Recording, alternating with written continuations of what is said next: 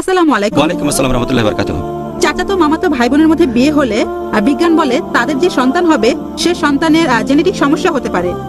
বোন প্রশ্ন করলেন যে চাচাতো মামাতো ভাই বোনের বিয়ে এতে করে জেনেটিক সমস্যা হতে পারে। আপনি এখানে রক্তের সম্পর্কের বিয়ের কথা বলছেন। এই ধরনের সম্পর্কে আমরা দেখি যে চাচাতো মামাতো ভাই বোনের মধ্যে বিয়ে হয়।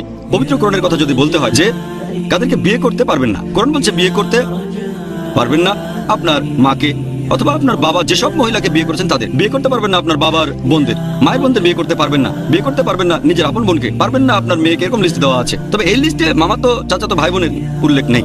তাহলে কোরআনের এই আয়াতের ভিত্তিতে যাদের বিয়ে করা নিষিদ্ধ তাদের মধ্যে মামাতো চাচাতো ফুফাতো খালাতো ভাই বোনের উল্লেখ নেই। তবে আপন ভাই বোন কোরআন নিষিদ্ধ করেছে। অনেক সম্ভাবনা জেনেটিক সমস্যা হওয়ার। মামাতো চাচাতো ভাই বোনের ক্ষেত্রেও এই সম্ভাবনা থাকে, তবে সম্ভাবনাটা অনেক কম। যদি আপনি একেবারে অপরিচিত কাউকে বিয়ে করেন সেখানেও সম্ভাবনা থাকে, তবে সম্ভাবনাটা কম। আশা করি উত্তরটা পেয়েছেন।